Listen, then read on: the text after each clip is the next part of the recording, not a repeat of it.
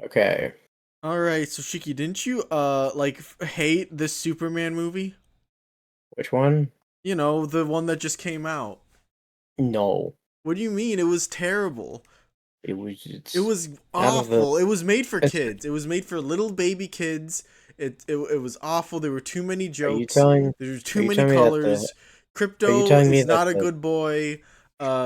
If shut up, I have something even more important to say. As you all know, our sponsor for today's video is LexCorp, and we're very happy to have them with us today. you fucked it up, it's Luthor Corp in that movie. Oh, in that shit, you're right. They changed it from You fucked LexCorp to up the Luthor joke. Corp. Oh You man, I'm fucked up so the used to it joke. being LexCorp. Well, this is That's off to a fine. terrific start. So anyway, Good job. Shiki, how about before Well, we anything? lost our sponsor, you idiot. Yeah, I know we lost. Okay, now that we lost our sponsor, we can be honest with ourselves.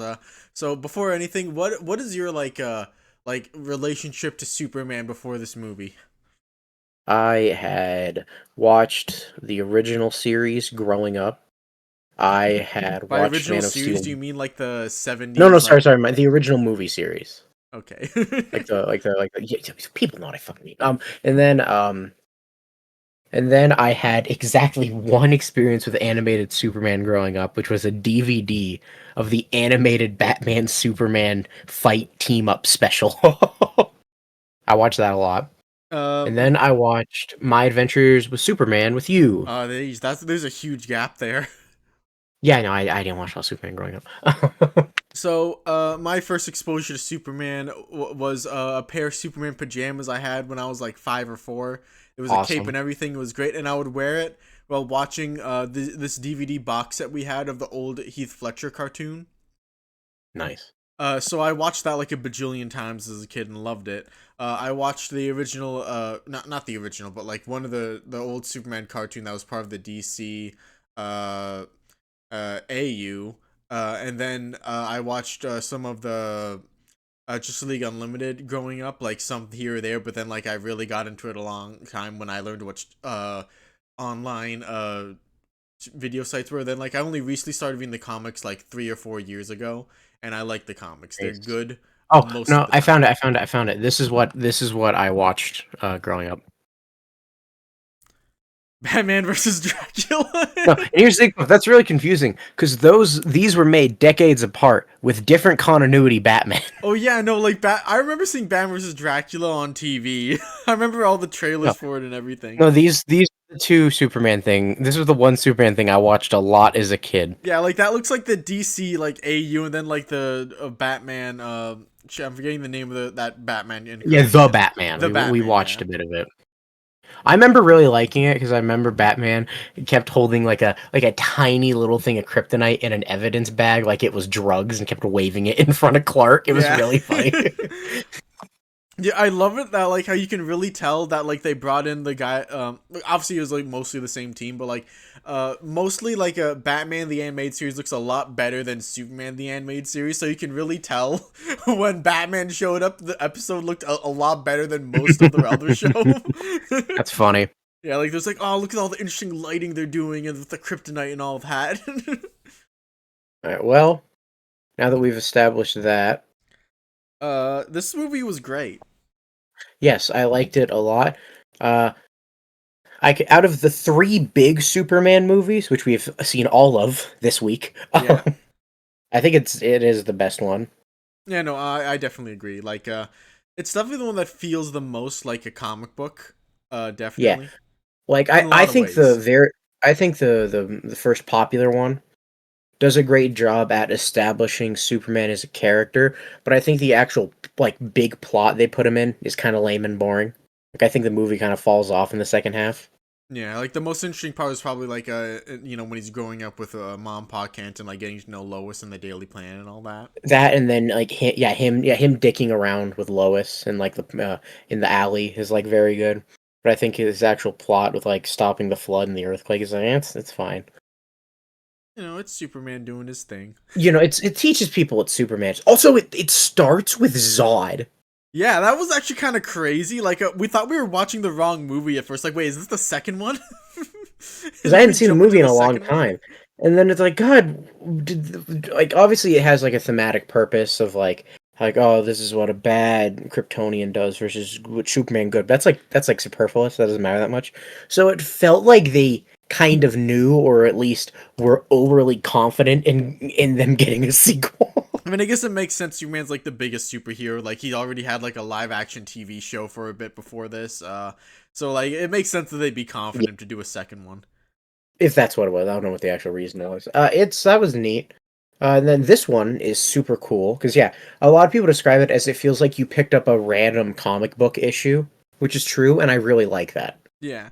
It's definitely like superhero movies like kind of like tried to stay away from like the whole comicception thing where it's just like, oh, you need to understand all this and this. Like the Marvel cinematic universe like kind of like starts fresh, and if you watch it beginning to end, you can pretty much you would understand everything, right? But Really, like, the only hero they kind of expect you to already know is Hulk because they switched actors. So like they kind of assumed you weren't going to watch the first Hulk. But that yeah. makes sense because at the time Hulk was man, what a paradigm shift. When Avengers came out, Hulk was the most well-known Marvel soup. What a paradigm shift Oh besides yeah. Spider. Wait a second. What a paradigm shift. Yeah, and then like it feels like now like the at least with DC like they're getting like dangerously close to like to the things that make comics Because inaccessible. they Like have to keep rebooting. yeah, like they've had like three like major Superman reboots in like the past like 15 years or like maybe 20 years now. Which is Now, like it can be really confusing.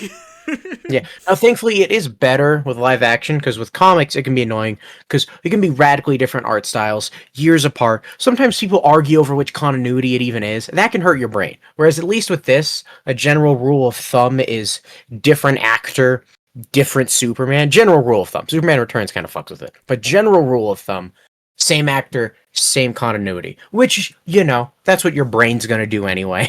Yeah. As for this movie, um, people complained about it being an ensemble cast.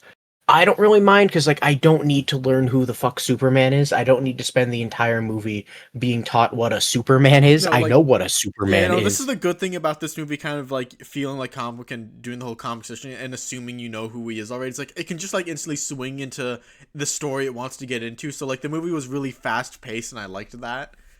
No, It's I, like I, I did too. Opposed to Man of Steel and Superman the movie, which both had much slower paces. yeah. And like it's fair because again, like they're doing the origin story. Like if you know nothing, like if you knew nothing about Superman, this is definitely like the movie that like would tell you the least about like the premise Also, of the the people who character. don't know anything about Superman, like, don't exist. Yeah, no, that's the thing. It's just like who doesn't know at this point? Like unless you're like a little kid and this is the first Superman thing you're ever gonna see. And even then, I'm willing to bet your parent told you the basics. Yeah, or like at least like like you can like they speedrun in the opening being like with the Superman's like parents message and the Yeah, opening yeah, text yeah. call and all that. Like you have the tools to like piece together his backstory if you really don't know anything. But everyone Yeah, knows who Superman is, so like let's just yeah. get into the story, right? It's a lot like Spider-Man: Homecoming, where it's taking full advantage of cultural osmosis in a really good way. Yeah, I like that. And then, as to the actual plot of the movie, I like it a lot. I like that literally the whole movie is just Lex trying his hardest. I know it was awesome. Like It's just Lex giving it like it's funny that as zany as like you think the plot's gonna be, because like oh there's this giant kaiju, there's the Justice Gang, what's his name, Morpho, I don't know his name, I'm stupid. Metamorpho. Um, yeah, there's all these crazy people, and then you watch it and you're like oh the plot is just Lex really hates Superman. Yeah, it's just like step one of Lex's plan, step two of Lex's plan, step three of Lex's plan. Yeah, it's just Lex trying to fuck over Superman, which is great. Um, I like that it focuses on how, like when people are like, immigrant story, what does that mean? It's like, it does it through the lens of like, it's kind of similar, honestly, like Goku versus Vegeta, which we'll get into that weird thing, which is that, it's kind of about how like Superman carries the ideals of, a good human because, he is human, not because of his biology, but because he lives like a human, he feels like a human, he was raised by humans. Yeah. This is definitely like one thing that like again like people like we could talk about the message now if you want, Len, about like how like Clark be a super evil guy and take over the planet Yeah, and we'll do stuff. that. That's actually The like big the not biggest retcon, or not big, like not retcon, the biggest like difference from the well-known canon in this movie is that Clark's parents are seemingly, assuming it's not like some brainiac fuckery revealed in the later movie, are seemingly just like the average Kryptonian, which is to say bad. okay. Yeah, that's the thing. Just like this is like the definitely most subversive thing in movies. The fact that that message like was never like proven to be fake or whatever. But like that's not even like that subversive by like Superman standards, because like when you really get into it, it's just like kind of like condensing the general Zod plot. We're just like, oh, this is what a bad Kryptonian would do, or this is what a more normal average Kryptonian would do. And like even when you get to the comics, like we got a comment saying that like apparently one of James Gunn's inspirations was the John Bryce run of Superman. And this Yeah. is like this run is almost 50 years old. So it's not like this is some recent thing that was made in 2011 or whatever. Like this is old ass thing that existed before most of the movies were made. And Mhm. in it, like, Clark's parents were, like, kind of ambivalent towards whether or not he'd be a hero. It's just like, yeah, he'll go there, he'll have superpowers. And it's like, will they teach the savages our Kryptonian ways? Maybe. It's up to him. That's for him to decide. That's funny. Um, and then beyond that in the movie, I like Clark's influence on the other heroes, where the point is you have what is his name? I'm stupid. What's the funny Green Guy Lantern's name? Gardner. I love Guy Gardner. You have Guy Gardner, who's kind of like he's a dick, but he's still a hero, but he's like kind of an ass. And kind of like fall like he's like the public perception guy, kind of like that's why he's the one who blocks the windows. And then you have Hot Girl, who's just kind of like I think she's intended to be like younger, like just kind of like a younger hero who's here. And then Mr. Terrific, who's like the hyper analytical one. And it shows us that, like, yeah, from like the pure what should a hero do perspective, they should all side with Clark. Guy Gardner realize, like, it's funny, like like it's like even as a Superman's image, one of the most powerful images in the movie is a kid praying for Superman to save him, and the one who saves him is instead Guy Gardner, and it's like the best thing Guy Gardner could do for his image. Yeah. Funny enough.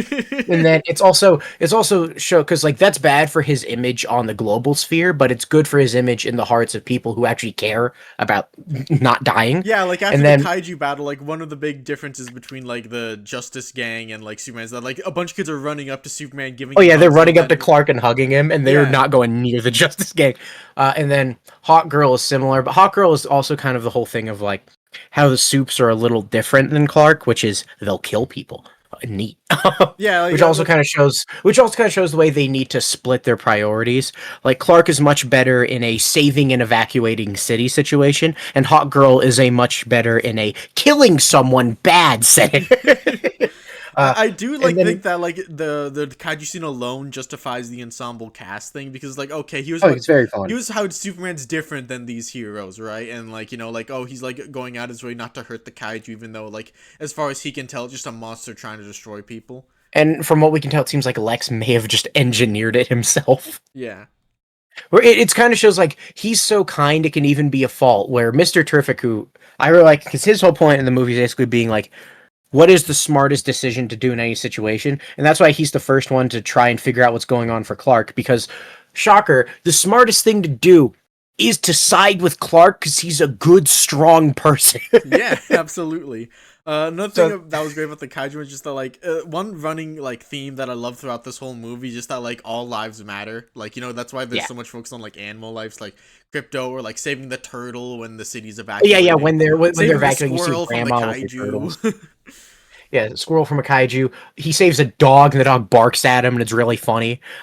Yeah, and Or just like, or that it, crypto fights equally with him. yeah, or like what another great thing is that like again with the message like, oh yes, Clark, these people are peons, they are like ants to you, you will lord over them. And it's like, no, but like ants are cool too. Yeah, Who like Clark cares if you're literally like likes who cares if all. you're technically biologically superior to this thing in front of you? It's a life. Try and help And then it. you even have, that with like Clark treats his robots like family. Like, Yeah, like and the robot's like, oh, but I'm just an automaton. I don't care whether you live or but die. I then don't have the trick emotions. is that's a And then lie. like the robot right beside him says the most human thing, which is like, he Yeah, looked at just me. blushes. Or like later on, the robot who said he's the uncaring one is like, I want a name, and it's Brian or whatever he says. Yeah. uh, I like that too because it's kind of like Clark's name would be Kal-El if, but so he's like, hey, can't your name be four or whatever fucking number he was, and he says no, and then picks an Earth name, which is like, yeah, he just like Clark is someone from Earth who's going to pick an earthly name. Yeah. That's like what I think is like my favorite thing about this movie. It feels like the Superman I like from most of my favorite comics finally got a movie. Because like with the original like four movies, like, you know, like that definitely did like accurately like reflect the comics that came out at the time, right? And Uh-huh. that's cool. But that's not the comics that I like a whole lot. Like they're fine, they're fun, they're good. Like I haven't read a whole lot of them. Maybe they're better than Yeah. I think they are. But like the ones that I like most is like I think like All Star Superman or like even the John Bryce one I read in preparation. That was pretty good. I like that. One thing I'd say is like I think Superman specifically really benefits from having other heroes to bounce off of. Oh, definitely. Like some heroes, I think it's kind of like give or Dude, I'm take on looking if at they the need them. box set you sent and just like, yeah, this is the dynamic duo, Batman and Superman. Yeah, Every yeah, time they're together, it's great. like Superman does really well when he has other heroes to bounce off of. Partially because when he's just fighting one other guy, it's like, well, unless the other guy is just as stupidly strong as him, we know who's winning, no questions asked. Yeah. Um, I liked with obviously like obvious praise. Every actor's like insanely good. Yeah. I do not have any complaints about any of the actors. Like I love how intense Lex is beginning to end. That was I great. love Lois the entire time. She's Yeah. always great, and I like that Lois's strength is that she's a journalist. Yeah, no, like that's usually what Lois's strength is, and like, you Yeah, know, and like I like that they actually highlighted it. Like her strength is that she has connections other people doesn't have.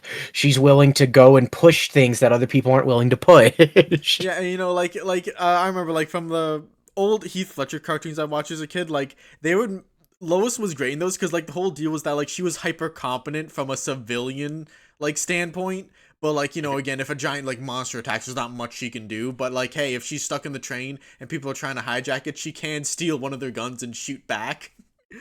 Yeah. Well, that's why I like the first thing she does when Superman gets arrested is just go and bug the Justice Gang.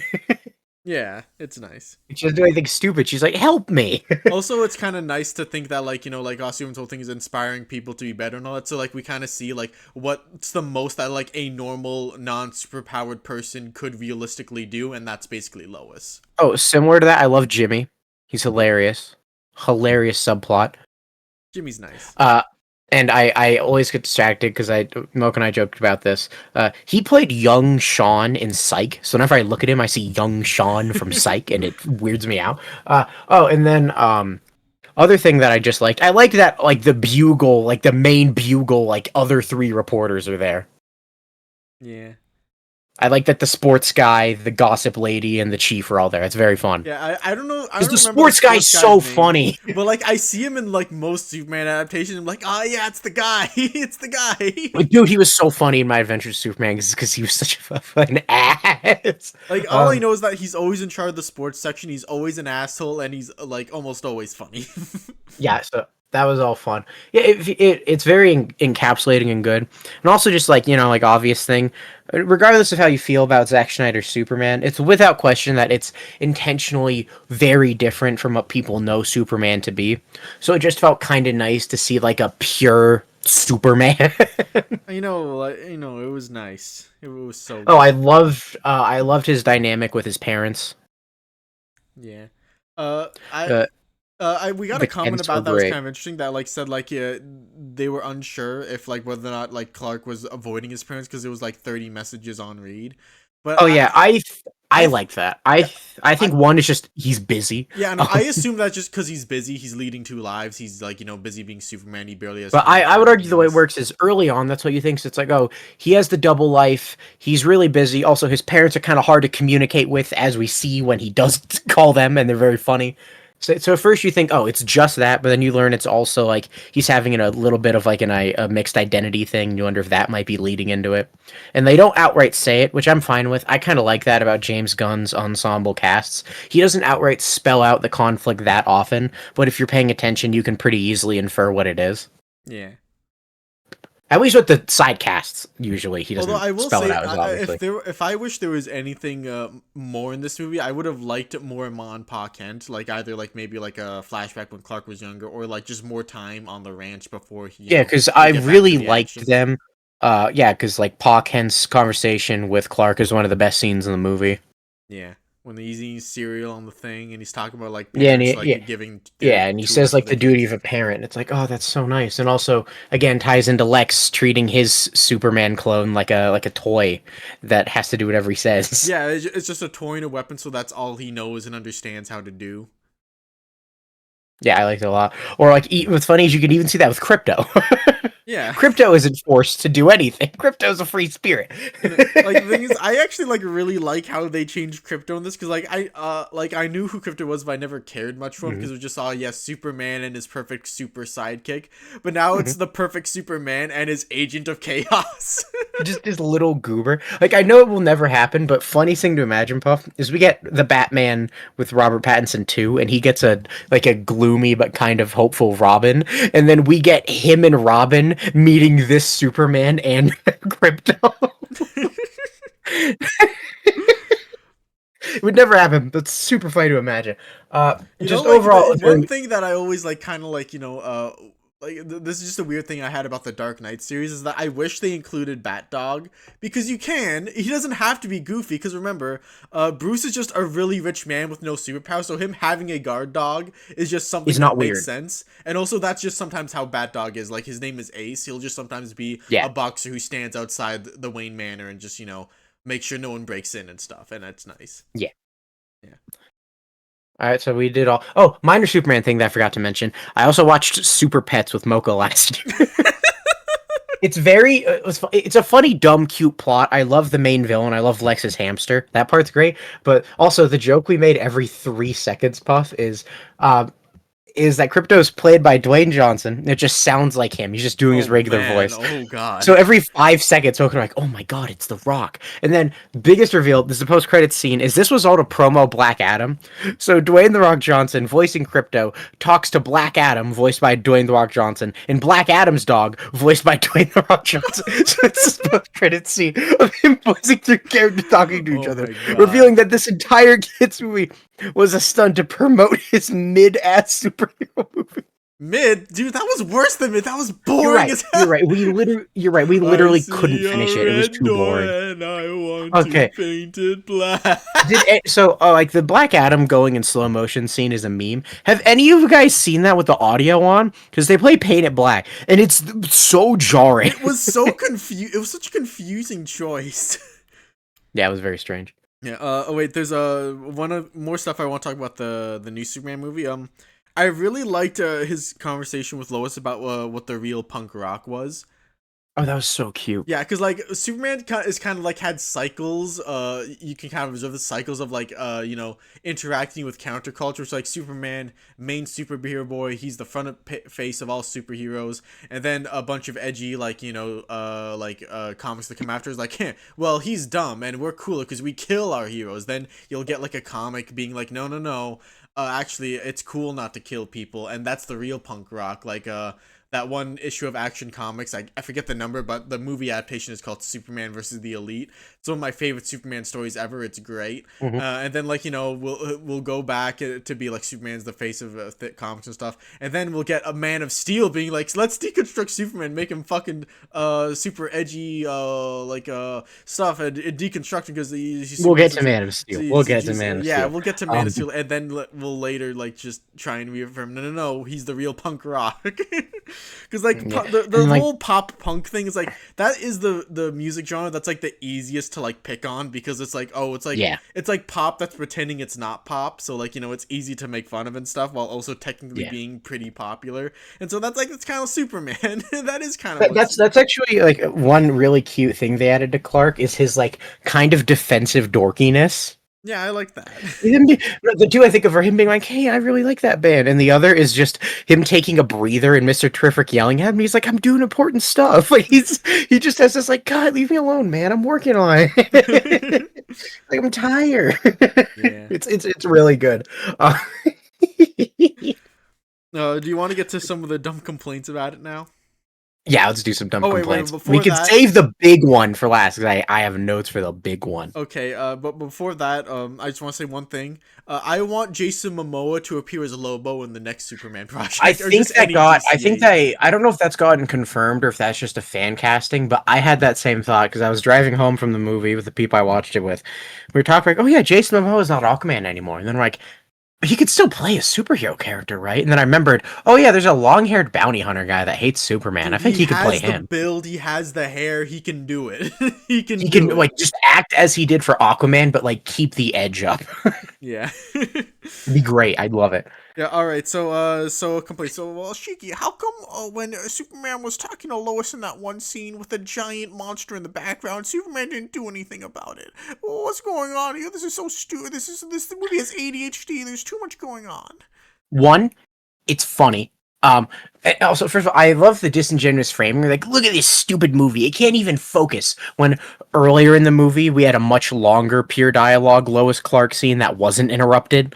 But ignoring that, this scene, one, it's funny that there's this insane thing behind him. Two, it shows that he has faith in and trusts the Justice Gang to do things. Yeah. Like it shows that they have a working relationship, which makes it cool when later on they go and do the military thing. And three, it shows just how out of it he is, that even though it's safe, the fact that he's not rushing over to help shows just how genuinely out of it he is. Yeah. And also, like, he knows what it is, so clearly he has a good idea of Well, how they strong. fought it before. Yeah. Like they were saying, oh, he says like it's just, as in like they've probably fought like 3. Yeah. Okay, so You can save the big video. dude, Don't worry. dude, the Superman's for kids. Like, what the hell's going on? Like, Superman's not for kids. It should be more like Snyder made it so Superman was for adults. This movie's for kids. First off, This movie's for little one, babies. his name is Superman. Like that's something that, you know, a kindergartner would come up with. 2, have you seen his color scheme? But Have you consumed any Superman media that was not called Man of Steel or Batman versus Superman? No, proof of how dorky Superman is, and like how obviously dorky even a name it is. He's never called Superman during Man of Steel. No. Because calling him something that dorky ruins the tone of the serious movie. It's great. Also, this is a superhero summer blockbuster. Like, of course it's going to be family friendly and all that. Well, not to mention, like, they gave him crypto, which is a thing in the comics. And it's like, hello, a super dog? That's so fucking silly. Of course it's for kids. And good. I want kids to... Good. Kids should like Superman. This is a good thing. It's good that kids like superheroes. Superheroes are for kids. God. Yeah, I don't want to hog all the like the Spider-Man Raimi is like my favorite superhero movies is either the Winter Soldier or which I guess like might not be for kids. You know, there's guns in there. That's more so for teens. Yeah, but like then Sam Raimi's Spider-Man. I saw that when I was like 7 years old. It's fucking awesome. It's so good. It's so cool, and it's just as good now when I watch it as an adult. It's awesome. Oh yeah, it's great, and it's not worse for being made for kids or for kids to like it. That's like what superheroes are kind of for almost. Well, yeah, most superheroes are made for kids because they are obviously they're innately silly. But again, like most of you probably understand because this is basically a One Piece channel. Yeah. But I'm not afraid to admit my favorite manga is for babies. It's for babies, and Puff and I will shamelessly talk about how much we like Miraculous Ladybug, a show for babies. A show for babies. See, I don't care. That's for little kids. Yeah. All right. But Cheeky, but the plot makes no sense if you could just describe it with "and then this happened, and then this happened, okay, and then this." So like we watched a few anti-woke channels for curiosity's sake. We watched one called Nerdrotic. First of all, he out of nowhere, like literally without missing a beat, did like an anti-Semitism and moved on. We were a little taken aback because he did it so fucking seamlessly. We're like, what the hell? So that was funny. And then, but also in that his critique is he shows South Park creators, don't remember their names, like Trey Parker or something. He shows an old thing of them talking about how your story is bad and screwed if instead of each change in like plot or scene can be said with an and then instead of a but or a therefore. But the thing is that made it very funny is that right after him, we watched The Critical Drinker. And what's funny is they both describe the exact same scenes. But Neurotic would keep saying "and then," but The Critical Drinker would keep saying "but then." Yeah. And like And it's obviously like, like again like every like major like part of the movie is some part of Lex's scheme. Like, all right, I beat him with the hammer of Baravia, I ruin his image, I unleash the, or like I beat him with the hammer of Baravia, this gives me time to enter his fortress, which then allows me to go and steal his shit, and with the shit I stole I can ruin his reputation, and with his reputation ruined I can then have him like want him to turn himself into, you know, yeah, like, like everything's connected. Everything's yeah, connected. And the everything's funny thing is, clearly connected to that's what not Lex is even good planning. criticism because first of all, I don't know what the context of them making that speech was. They're comedy writers, so for one, they're probably applying it to comedies, and two, I don't know if they're applying it to like writing a short comedy show. And like, yeah, the best comedy shows are ones where not even that, because another very good comedy trick is when a bunch of unrelated subplots meet in the middle at the end, and it's amazing. That's another very good comedy trope, where like Yeah, each also, subplot is not innately related, but they collide at the end. yeah, also like again in a superhero movie, it's or like any superhero story in general, like actually doing a and then can work because it's like, oh, we're gonna go do this thing, and then Doomsday showed up, and now we have to change our plan. Yeah, no, or like another big one is that like the whole idea of like "and then" is bad is like, okay, I give a lazy example puff of like Game of Thrones. Game of Thrones will have parts where John plot and Jamie plot don't have much of anything to do with each other for several episodes. But that doesn't matter because we know at some point the plots are going to clash again because what's happening in the north and what's happening in the south inevitably will weigh on each other's politics. Or at the very least, you can draw like narrative parallels or Yeah, whatever narrative. between. That's the other thing. Narrative parallels are a thing. Yeah. This is it. Basically, it's just taking one out of context short clip of two screenwriters you like, kind of. I don't know if they like them now because they just released like an anti-Trump thing, but like, bleh. Watching that and then being like, I'm gonna apply this to a thing I don't like. It's like that's so you're so lazy. You don't have a real way to critique film. It's almost like you want to do the Morge thing, but you're too dumb. So Oh you god, that sounds so weird because the Morge does with the plot graph is like not exactly smart at. No, I would say. it's terrible too, but like you're too dumb to come off like Morge does, so you feel even dumber. Yeah, it's like a cheap appeal to authority followed by misusing the appeal to authority. Yeah, it was very funny. Yeah. Why are there politics in this movie? Superheroes shouldn't be woke garbage like this. What happened? I mean, I don't care. It's political.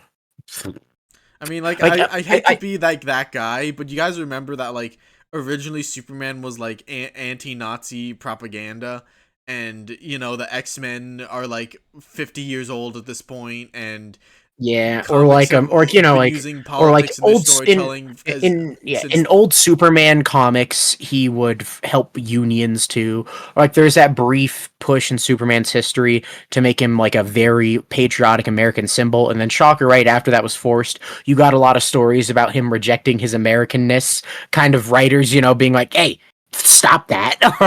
Yeah. um, Or like even for like anti-woke reasons, like Red Sun, which is like, you know, like kind of sympathetic to like communism, but like does ultimately go with like, yeah, maybe the American way was better in the end.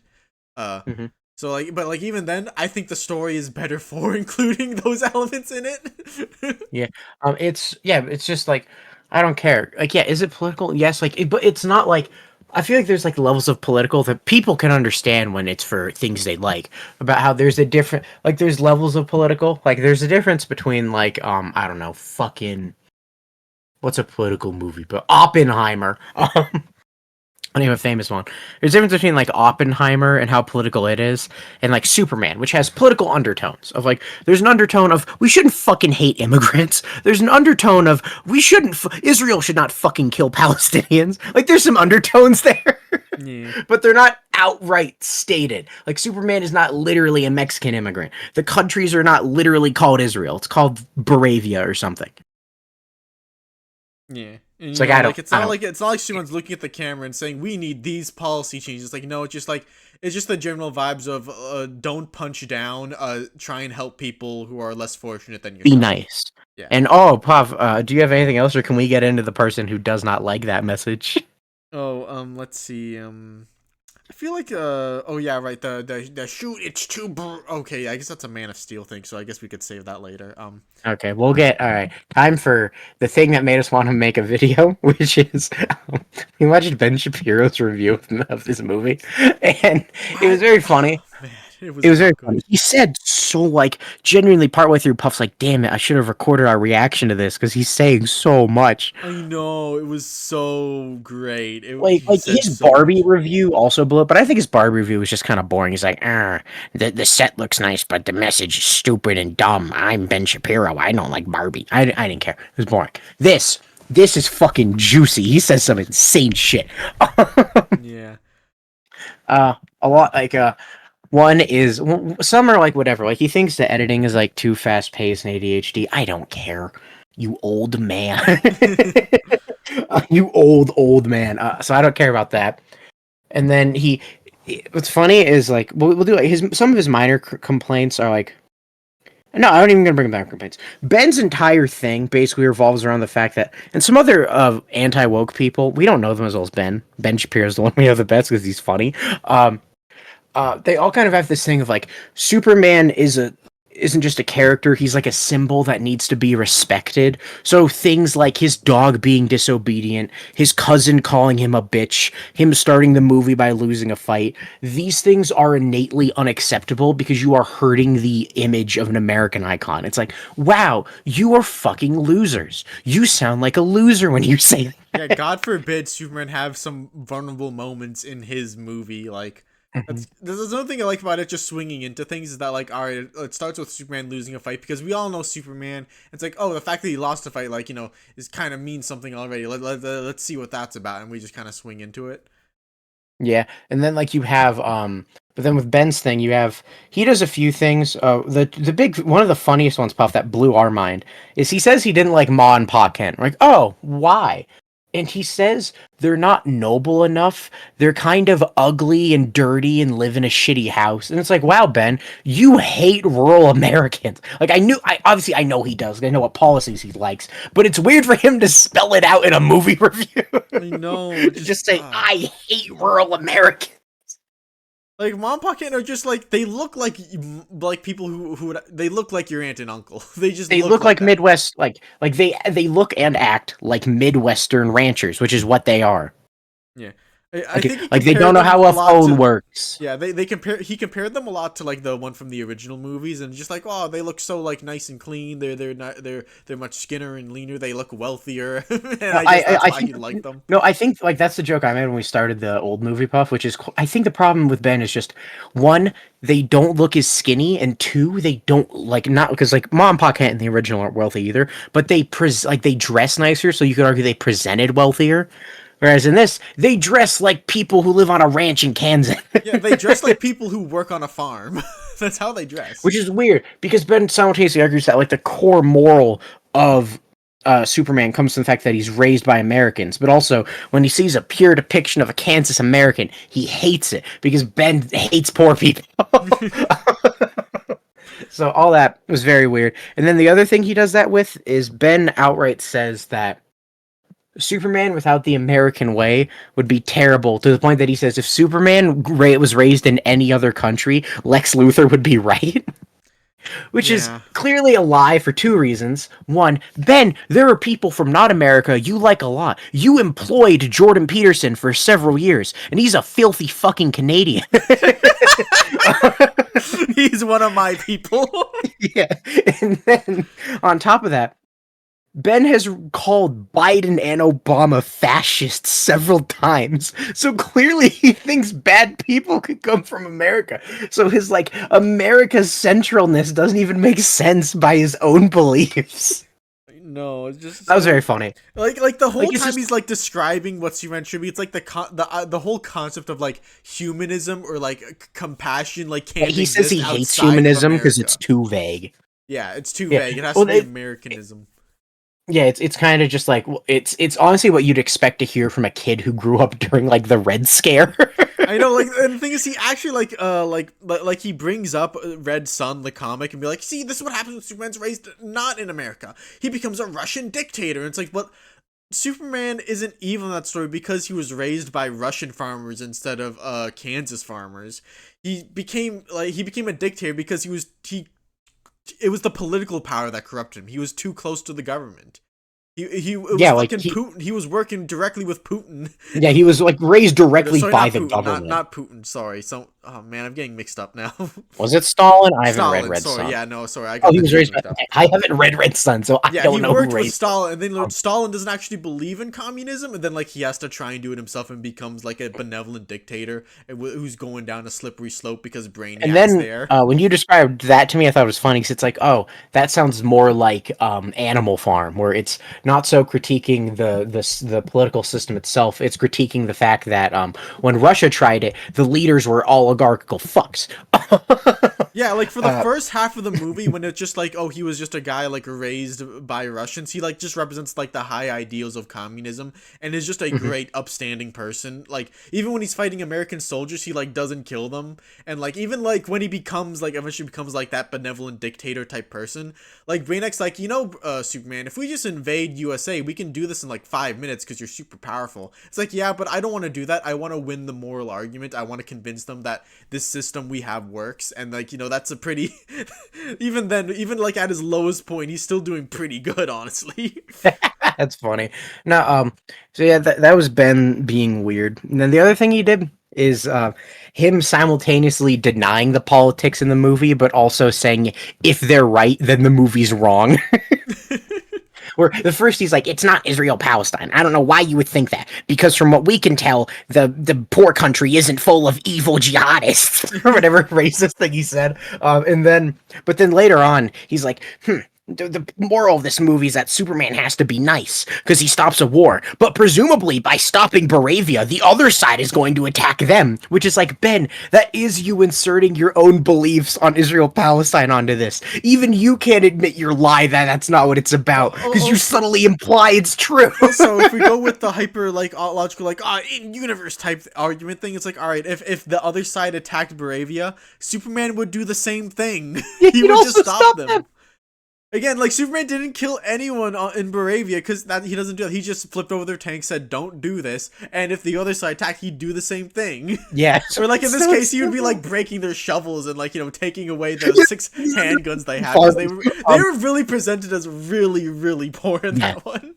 And that's the thing is like people say it's not Israel Palestine, it's Russia Ukraine. No, it's not. Shut up. Don't be stupid. I don't know how you it's look an at the American Baravian ally. flag and not think like, damn, is that supposed to be based on the Israeli flag?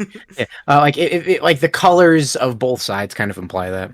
I know like a And lot then of people are like being like, oh, how could they do this when Superman was made by 2 Jewish immigrants, and was meant to be like he was definitely made to reflect like Jewish like immigrant experience. oh yeah, like the fact that like he has to hide his real name and use a more American name. He has to hide what he is. Like all that is clearly intentional. Yeah, like Oh, if even you want, nowadays, I know like I've met like at least like 8 Asian people who have the whitest names you can imagine because it looks better on their portfolio. yeah, or like they will give their coworkers a white name because they don't think their coworkers can pronounce their real name. Yeah. Yeah, it's So exactly like that kind of sentiment used to be a bigger problem for Jewish immigrants back when Superman started. Yeah. And then you're going, why would they do that? And it's like Superman no like either killing. And that's kind of why like the comics have been trying to like it's kind of weird because like you can't it's almost impossible to separate Superman from America at this point. I'm not sure if you could ever do it with the amount of history Not that's there perfectly. but like they've been trying their best to like skirt away from him being truth, justice, in the American way, because like the American way isn't always the most compassionate like high ideal thing most of the time.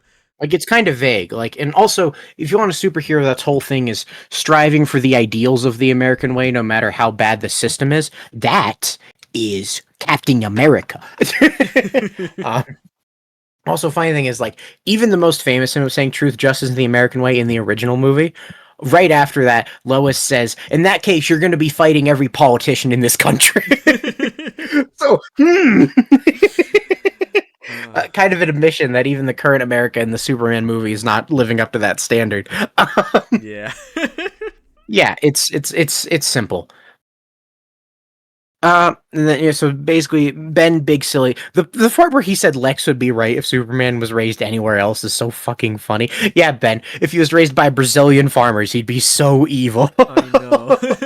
He'd be a degenerate Brazilian with Brazilian ideology. And Yeah, like, Brazilian yeah. ideology is about not being a No, compassionate, good person. It's the yeah, no, like opposite. really all that like Ben did a little bit of like anti like Middle Easterners. Like I remember when he talked about Lex's plan, he's like, I don't know why Lex would want land from a bunch of third worlders. He fucking said that with venom.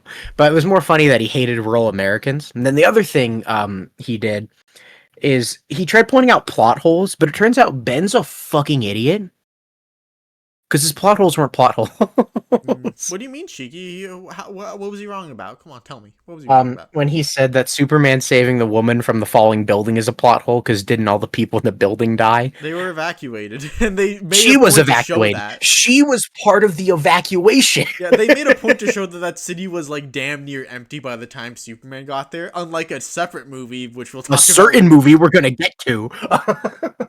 So it's like, no, Ben, that's not a plot hole. And then yeah, and then like I remember he said Lex's plan didn't make sense. It's like, first of all, Lex being so petty he'll waste millions just to fuck over Superman is consistent characterization. Oh yeah, no, like he will do that. My favorite Lex Luthor scene, like in anything ever, is from Justice League Unlimited when he's talking with the Question and says, "That's right, conspiracy nut." I spent $75 million on a fake presidential campaign, all just to tick Superman off. Yeah, like first of all, that makes sense, and secondly, his fake motivation is stealing the land from a bunch of third worlders because there's petroleum there. And it's like, Ben, you're an American. You know for a fact billionaires will fund wars to steal resources. Yeah. You know for a fact that happened. Also, again, like within the movie, he says, "This is just a bonus. My real aim is to kill you, Superman." Yeah, like, and him being that petty is just a Lex thing. Lex is a petty bitch. It's even funnier when they don't. Like, I understand why people want like Lex and Clark to be childhood friends, but I think the pettiness is 100 times funnier when at first they don't even know each other, and Lex still hates him that much. I think I prefer versions where they're not friends, just because it's like, oh, Like, I get why people like it, but I think it makes the pettiness funner when they're yeah, not. like it's just like, I never. This isn't personal beef, at least not at first. I just hate everything you stand for, and they're both saying that to each other's face. Yes, it's hilarious. Or they won't say it to each other's face because Superman has to be nice and Lex Luthor has to pretend to be nice. Yeah. All right, and then I guess that's it for all the. That's like mainly all the dumb shit Ben said. Yeah. And then on to are we on to the other movie? Just give me a minute. I'm gonna go to the bathroom. Okay. Puff's gonna cut most of this, but I guess I'll talk anyway. Ho ho. Let's see here. But in between, right after Superman, we tried watching Black Adam for fun, and it was so boring we quit halfway through. That movie has such a bad color grading and such a weird, inconsistent tone. It's very odd. So that was bad. But then we watched all of Man of Steel. It wasn't good, but we watched it all. Puff and I will get into it, but Man of Steel is interesting because, like, it feels like everyone would hate it a lot less if it wasn't, like, the face of Superman for several years. Oh, one critique we forgot to bring up is that Superman isn't Clark enough in the new Superman movie. I think that I would obviously like more scenes of him being Clark because he's a good Clark, and I like seeing him play as Clark, but also I don't really care because the movie kind of blurs the line between Clark and Superman, which I like because they're the same guy. So I like them blurring the line. Like, he also has one of the best Clark to Superman scenes, which is him and Lois doing the interview, where he's talking like a dork, and then she says Superman, and then he goes, Miss Lane. Phenomenal. 10 out of 10. Like, that's a good scene, because it's so funny. It's so funny. And also, like, one thing Puff brought up to me when we were talking the other day, is that the fact that David Corn Sweat's hair, amazing last name, is naturally curly, so when he puts it into Superman mode, he's slicking it back, kind of adds, like, Superman is like his, he's putting on a face, he has to slick back his hair and put on a serious voice. It's funny, it's great, I like it. And then for Clark, he has to ruin his posture and put on glasses, also showing that both are him putting on a face, because, ooh, code switching. Superman is about code switching. Think about it. Oh yeah, by the way, like 28 is not a lot, but I'm surprised, or I guess 27 because I'm one of them. But I guess the fact that we even got 27 replies on the Evil Puff vid and in the Evil Puff post asking for Superman opinions was pretty neat. Right? I I'm didn't glad think we have you'd that get that many paper much. that care. Yeah. All right, are we on to Man of Steel? Yes, my favorite Superman movie ever, Man of Okay, so no, Steel. Puff. Let's be Woo! nice about it first, and this is the thing you and I have talked about a lot, which is if Man of Steel was one of those 500 animated DC movies only superfans watched, it'd be fine. It's like, oh, that's a weird take I don't love, but like it's neat that they're trying it and there's some evocative shots. The problem is that was the face of Superman for a very long time. Yeah, like I remember one of the comments said like we got said like like we need characters like Superman more than ever, and it's like I don't like necessarily agree. I just think Superman has been missing from the front of culture for a while because of the DC cinematic universe. Because Zack Yeah. Snyder was running the show, and even when they tried to took Zack Snyder out and we had like Justice League, it was like a weird Frankenstein's monster of a movie and nothing in it was good at all. Yeah. Yeah, so So just it's anyway, like yeah, oh my goodness. compliment sandwich. First, let's be nice about Man of Steel. The visuals are generally good and sometimes evocative. Yeah. Like he would like the one I always talk to you about where like this would be so much better in a good movie is there's this scene where Superman is talking to the general and it's like the general is expressing America or like humanity's concerns and Superman talks to him. But when we see Superman's POV, it's police glass, so it's his reflection staring back at him. So it's like, oh, he the fears of the people being reflected in himself. It's like that's a really cool shot. Too bad this movie is stupid, which we will get to. Yeah, or like I like the scene where Superman like is on Zod's ship for the first time and like he can't handle it because it's like it's Krypton's like atmosphere and it's a lot harsher than Earth's, and it's like, oh, his first exposure to like his home culture is Zod, and he is a lot meaner and crueler than he expected his home planet to be. And then like they later reverse it with like Zod, like his helmet gets knocked off and then like he has to experience like Earth unfiltered through his super senses and he can't And it hurts his handle it. brain. Yeah. Yeah. I mean, like, I thought there was, like, it kind of felt like it was ripped from this one Brainiac moment, which is a lot cooler, because Brainiac, like, loves putting, like, things Well, in, you know like... it's not ripped from it because Zack Snyder doesn't read comics. Yeah, I know, but it's, like, he loves, like, putting things in, like, little bottles and then researching them that way. So, like, when he actually has to step outside, he's like, oh my god, there's too many smells! Ah! There's too many smells, what the hell? And then, the probably what you and I agreed was probably one of the most interesting scenes was the "You Are Not Alone" scene. Yeah, the one where, like, Zod's sending out a message and, like, all the TV screens and computers say you are not alone.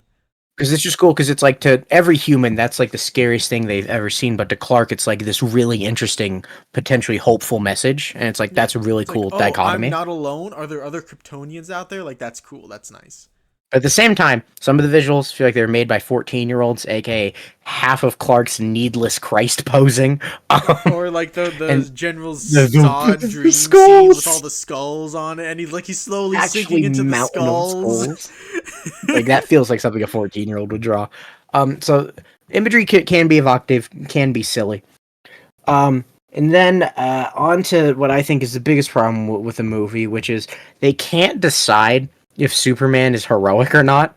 Which is to say, like, the movie leads with him saving people. Well, it leads with a very boring 25 minutes on Krypton. After that, it leads with Superman saving people from a fucking oil rig exploding. It's like, oh, look, he's being heroic. And then it shows him, like, not stealing clothes from a hangar because he's a nice boy. And then you have scenes of him, like, saving Lois and his dad saying, you can save them all. And then he stops to ore farm with a Jesus pose before he saves her. And then you have, like, him saving the helicopter pirate that's falling or him saving the general. But then, also, he also, not only is he surrounded by civilian death, he doesn't seem to care. Yeah, like, as soon as he puts on the Superman suit, it's like he stops caring about, like, saving people. Like, he saves like person. one or two people. Yeah. Which is funny because what you joked is that almost feels like more Black Adam, where he'll save you if it's convenient, but he's not going to go out of his way no, to. it felt like they were just trying to throw it in there to make up for the fact that he's, like, throwing Zod into habited buildings full of people. Like, literally, he will punch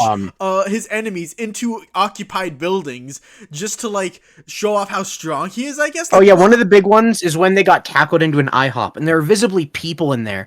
And what you said is, if this was like Clark's first time fighting a big bad and he doesn't know how to like control his strength, that'd be fine. But the problem is, he doesn't seem concerned that he's doing this. I know. It's Like he just has his serious locked in face. It's like, no, you should be horrified. Someone's gonna die. and like even like yeah, it's supposed to be like edgy deconstruct Superman, but like if that's what you want to do, you're not doing it well because you can't tear him down if you don't build him up at all first. And also, isn't the oil tanker scene supposed to show that he will save people? Yeah, like if you wanted to like be like, oh, you can't save everyone even if you are Superman, then like it should be like have Clark panic a bit when he realizes, oh shit, there's people in this IHOP. Have him try and take the fight elsewhere, but then fail because he's getting dogpiled or something. Like Or like obviously this is the like funniest scene when when Superman fights, it's because the movie uses destructive power to show strength.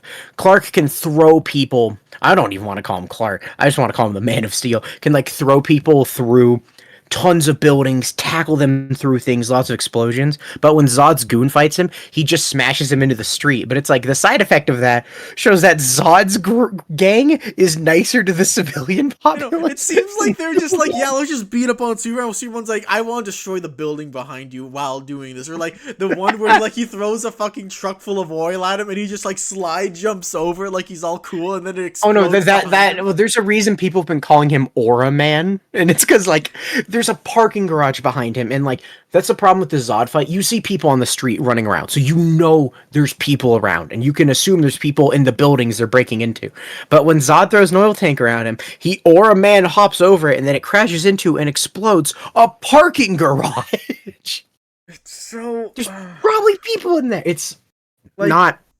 Like it's very inconsistent. Like I wouldn't call the story like a Superman deconstruction, but like clearly like it tries to subvert its tropes and all that is like Invincible, right? The scene where like Mark fights his dad and you know like literally that's what Man of Steel should have been is like, oh no, I have to fight this super powered guy who's like stronger than me, but all these people I have to try saving them, and then like Omni-Man will go out of his way to kill the people Mark saves. Like that's like intentional, that you see the character's motivations and he's trying and failing to save people or do stuff. He's questioning himself because you know this super mean guy is intentionally pushing his buttons and stuff. Like there's so much more going on in that than there is in like Zack Snyder's edgy deconstruction movie, and it's just like and that's why like the final scene where he kills Zod because Zod's about to kill a family is like, you have not stopped Zod from killing like at least 30 people.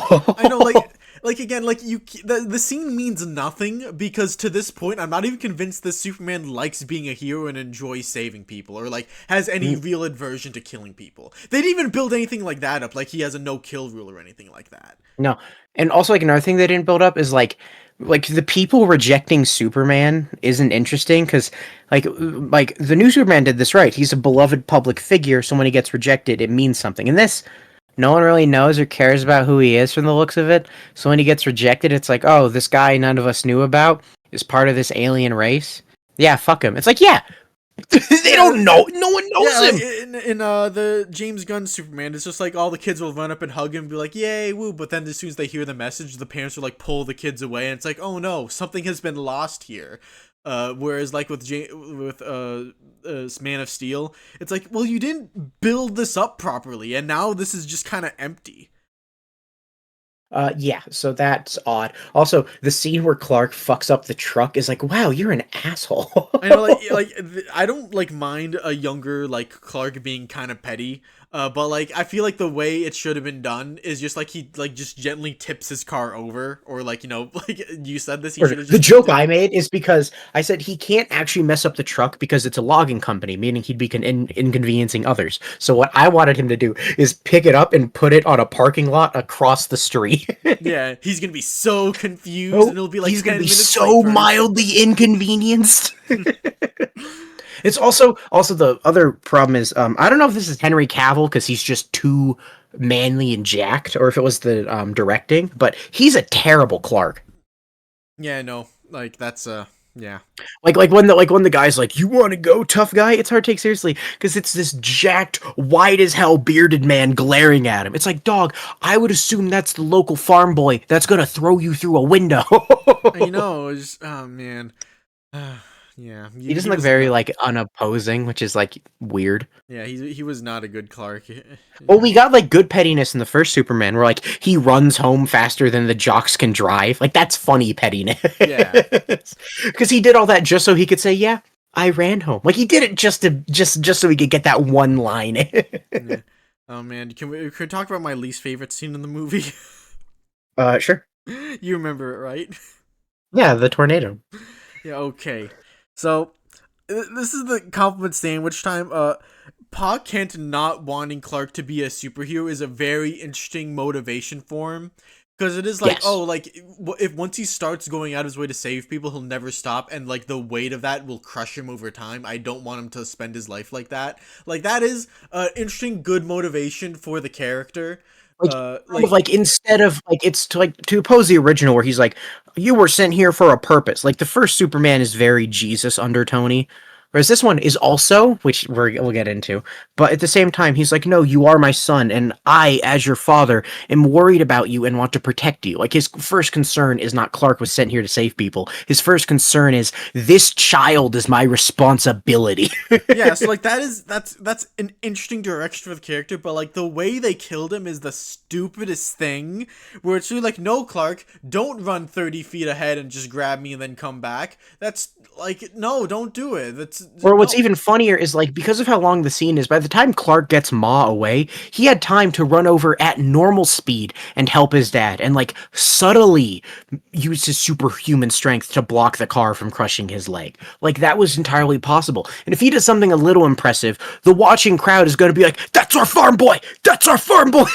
Yeah, or like, like worst case scenario, just like run in, like grab him or hug him. Then when the tornado comes in, use the obscuring tornado to just like like run out of there or whatever. Like Yeah, there's ways like you could, there's and like the thing is like, I don't know why you would discourage Clark from saving people who are important to him, because them dying in front of his eyes when he knows he could have done something is going to scar him for life. You should understand that.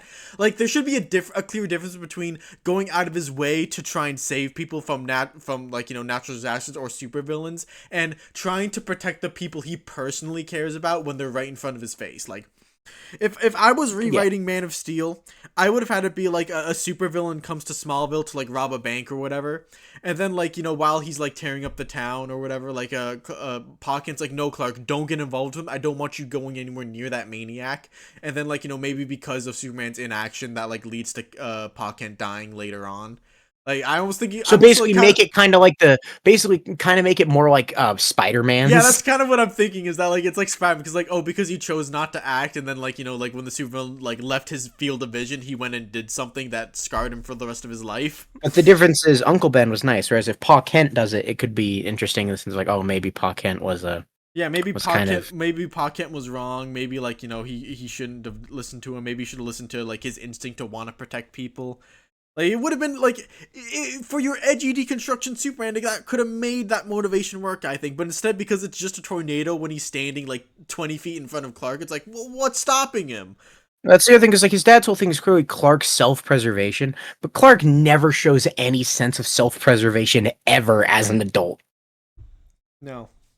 So like very odd, confusing. Like I get why people like talking about it. It's a very interesting movie to talk It is about. a super interesting movie to talk about. Like if well, after we finished watching, I had a stupid idea for a tier list, and it's like stuff that is bad but interesting to talk about. Man of Steel, Ruby, Game of Thrones Game of Thrones seasons, seasons, 6 to 8. like 5 is bad but not fun to talk about. Yeah. Whereas like it's like it's very interesting, and I get why people glom onto it, but the fact that that was the face of Superman for so long can be frustrating. An all minor thing, his whole like Jesus posing that doesn't really go anywhere because it doesn't really say anything. Is like if you want an actually interesting take on Jesus and Superman, there's this channel called Pillar of Garbage. Puff and I watched his videos on Superman being Jesus. It's very interesting. Basically, he points out that Superman is like originally a Jewish character, and if anything, it makes more sense to read him as a Moses if you want a religious reading. I'm not sure if like Moses is a perfect fit. Like I get that, like No, Moses but was like, he's just basically saying if you need a religious reading, I think Moses there was is like better I than think I did see Jesus. somewhere that there is some like old story from the Old Testament that like matches him better. Oh, I forget what it is though. I know, like the obvious one is Moses, and like yeah, he does fit Moses better than Jesus.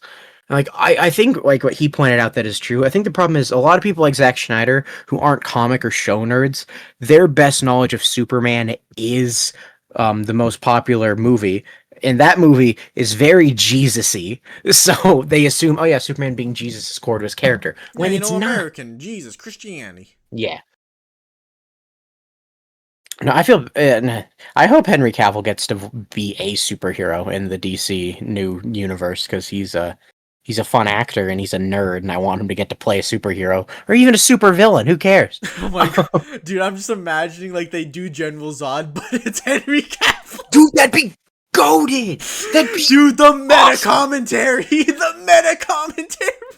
that'd be really good. Yeah. And then is there anything else we want to talk about? Oh, well, we can give one minor note for the movie for the old movie that we really liked. For one, obviously, casting in that is also very good. Lex was kind of whatever for me, but like obviously Christopher Reeve is like a superhumanly good Superman. He is the OG. It's And, kind of weird to and- because like it feels like he's the baseline we're all building, like comparing every other Superman to. at least He's the live action. so weirdly good at it. Like it's a scary trait. And then whoever was Lois was also very good. Whereas as talked about with Man of Steel, he's a good Superman. Kind of feels like a weird Clark. At least we haven't seen Batman v Superman or Justice League, or not in a long time. So maybe he's a better Clark in those. I don't think he's a Clark at all in Justice League though. Okay. And then Like, oh god. and damn. then well, and then what annoy and then like I think a valid not complaint but want for the current Superman is it seems like David Cornsweet can play a very good Clark, so I'd like to see him Clark it up more. Yeah, because like the only scenes we got of Clark really were just like when he's talking with Lois, and then when he's like doing the At daily, the Bugle that one time. at the Daily Planet early in the movie. Oh yeah, Bugle's the other one. um, yeah, and I'd like more of that. Get me pictures of Superman. Yeah, I am excited that Jimmy is getting a spin-off show. That sounds hilarious. I will watch that happily. I guess that's it for Superman. Actually, movie. like I kind of just want to say one thing. I guess like compliment sandwich for Man of Steel. I guess like Oh yeah. Zack Snyder was definitely like his. At least he was a creative man with a vision, because like when they took him out and like made Justice League with like like all the recuts and reshoots and like stitching it together like a week before It came felt out. empty. It's like the most empty corporate movie I've ever seen, while also having like all these weird jarring things in it, like Henry Cavill's like weird monster lip because they had to use CGI to remove his mustache. It's because he so couldn't shave funny for another role. because what's even funnier is like why not let him have a beard? He had a beard in Man of Steel. I guess it's because like they want to get away from the Man of Steel thing and be like, no, not ours. The Superman's gonna be more fun and family friendly because like this Yeah, is it's funny. our Justice Because League. like, God, let him keep his beard. We got like a week to put this shit together, and we got to make it family friendly and cool for and colorful. Yeah.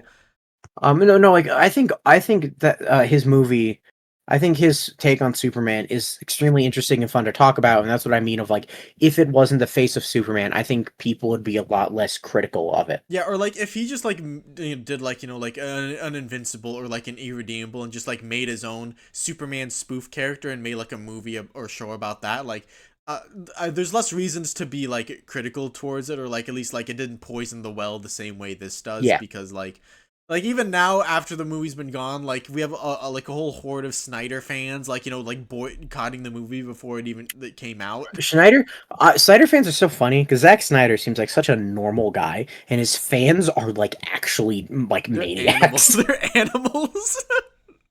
Like it is funny. Another funny Zack Snyder thing is just like an observation I made is that like he really likes using Christian imagery because I was watching his animated Norse mythology show. It's fine.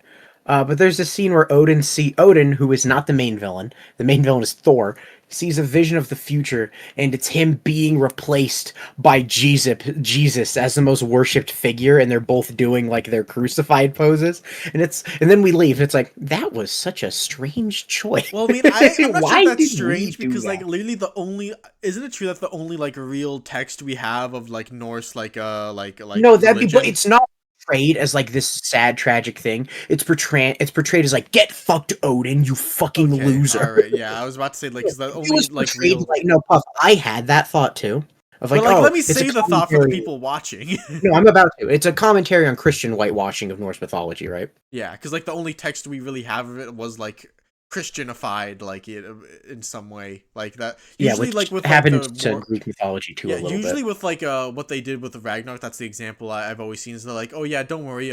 After Ragnarok happens, there'll be one god left, the god of light, and then he'll make one man and one woman, and then they'll repopulate and then it's Adam and Eve. They just put the Adam and Eve story at the end of Ragnarok. Yeah, or like when, or like this applies to like Greek too. When they make Odin or Zeus like nicer, it's like, Mm. um, all that, and then but it wasn't that. It was like get fucked Odin, you fucking loser, which was weird. So I really hope that wasn't the commentary because then that's very hateful. So yeah, just Man of Steel Hateful is a very towards who? interesting No movie. one praises Thor anymore. No one praises Odin anymore. Come It'd be on. fucking rad if someone did, though. Um, so just Man of Steel is very interesting. Zack Snyder makes interesting movies that are interesting to watch, even if Like they're the bad. I think Guardians that of kind of Ga'Hoole, his best. Gahul, or like even 300, which is politically bankrupt, but a very interesting watch. That's very visually capturing. Yeah. Or like All that very fun. or like like the good superhero movie he made, Watchmen. Mostly because like I think like he did just get to like I think Zack Snyder focuses a lot more on his visuals. Like that's like his main thing. That's So I'd say like that's what he's best at. yeah, that's so like the fact that like he kind of just like got the Watchmen comic, like tore most of the lines and scenes out, and then just like like remade them with like his visual style was probably what made the movie as good as it is, because like he's not in charge of the dialogue or anything, so or like he was technically, but like they took most of it from the comic, I'm pretty sure, so like he could just focus on his strengths while working with an already good story. Yeah, and then I guess minor thing. We've seen both seasons of My Adventures with Superman. It's a very it's a very quirked up Clark, but it's still a cute, fun show, and I Quirked up like it. white boy Superman. Yeah, he's a very quirked up white boy. I think the funniest scene that happens in season one, spoilers, is when Clark reveals himself to Lois and then Jimmy's like, "I went to college with you. You were breaking sink faucets and doorknobs every day. Of course I knew it was you. Why did you not tell me first? You're so mean." Like that was really funny. um, I guess we can go to the comments now, right? Well, I guess like one thing that realized I liked about the new Superman movie is that like Yeah. part of like the fun with working with Superman is that like he has a very good skill set for like saving people, because like Man of Steel like didn't take advantage of it all, obviously. So like Mhm. like when his hands are full and like he's stopping a building from falling down, like from a kaiju monster from squashing, he can use his super breath to like blow people out of the way, or to like clear out a path of people with his heat vision or stuff like that. Like that's Or just like basic using himself as a human shield. yeah, there's a lot of that in the Heath Ledger cartoons, where like him just like using his abilities in creative ways to try and save people. Yeah. And like that's supposed Oh, to I be guess that's supposed to be um where the tension from his stories come, because he's invincible, no one can hurt him. It's supposed to be like, oh, but can he get everyone out safely? What's he gonna do to do that? yeah. Because Oh, like I when it's guess just one him, other when it's just two invincible people bashing each other through buildings, it's not actually any tension going on, honestly. Yeah, see, the tension comes from the little doggy eating the metal robot. Yeah. um, Or like one minor. from the climax of the Superman movie, like they got tension by like basically like having like three crises happen all at once, and Clark has his handful fighting his evil Yeah. clone.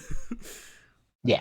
Oh, one other minor Superman critique we forgot about from the grifters, which is Superman's so soft and weak.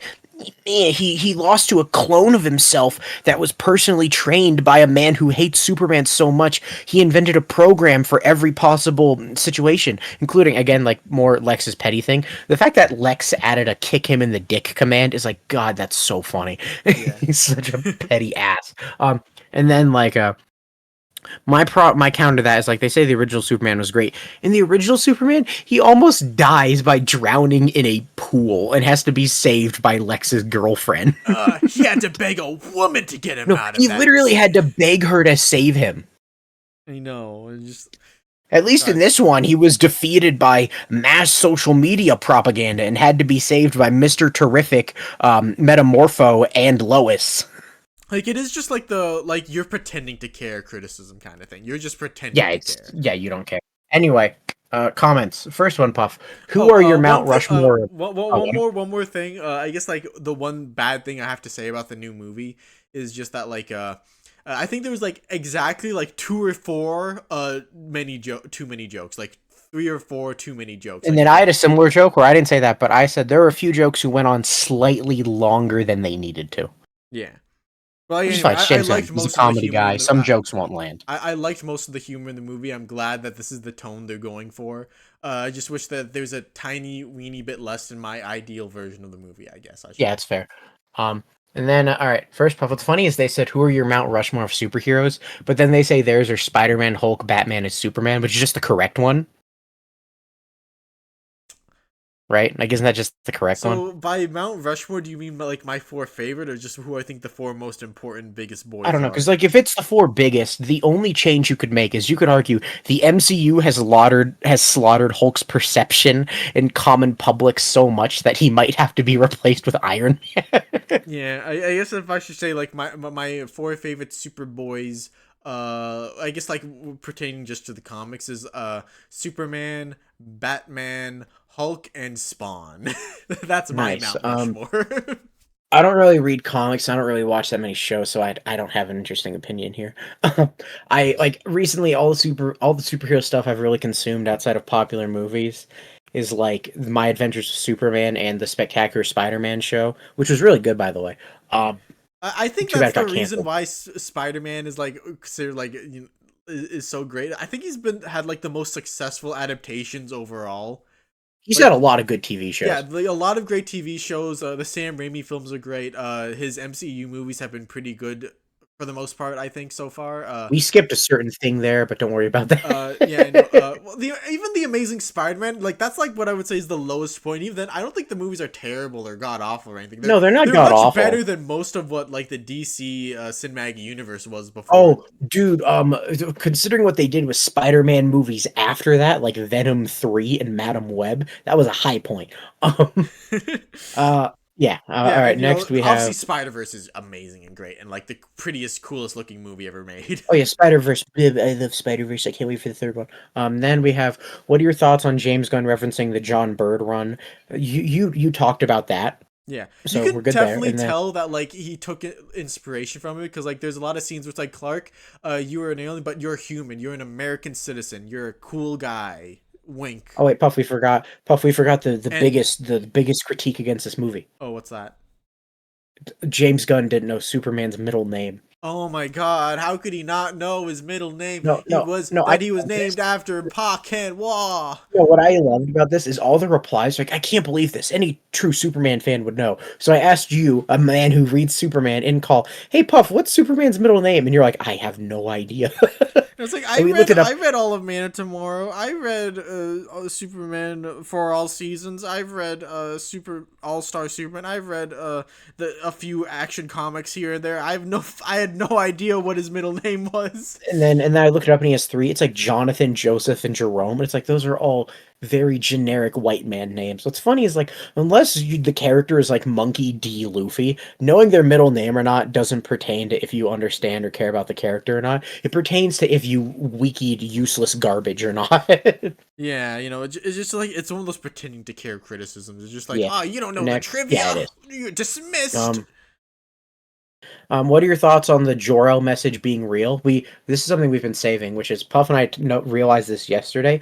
Over time, uh, Clark Kent and Son Goku have switched backstory. Which is originally Clark was the one sent to save his planet from a dying nation by loving parents, and in the very first ever adaptation of Bardock, he's a fucking asshole from a shit race who deserved to die, and his only decent act was sending his son away, but also his son was sent away to colonize. And Yeah. nowadays, that's switched a bit. Like, Goku wasn't sent to save Earth, but he was sent by the only nice people on his evil planet to save him, and, Clark was sent to slaughter, which I think is funny because the OG Goku backstory is, I feel, the more interesting one. So it's like Goku's gained the more Yeah. squeaky clean backstory, and Superman's gained the more interesting Dude, one. I Which is hate funny. how they domesticated Bardock and Super. Oh no, I don't I like hate it because like the original Bardock special is like one of the greatest pieces of Dragon Ball media. Yeah, I know. I liked it a lot, especially because like it could like allow itself to be totally different by being like a tragedy. Like the only thing that like felt Yeah, similar in Dragon Ball was like the Trunks special, because again, it's supposed to be yeah, before like before yeah. Goku hits the scene and saves the day kind of thing. Yeah. And then what are our thoughts on how that message will affect the Supergirl movie and Clara as a character and her relationship with Krypton? Kara, I think so far I like her character so far. I think it's funny.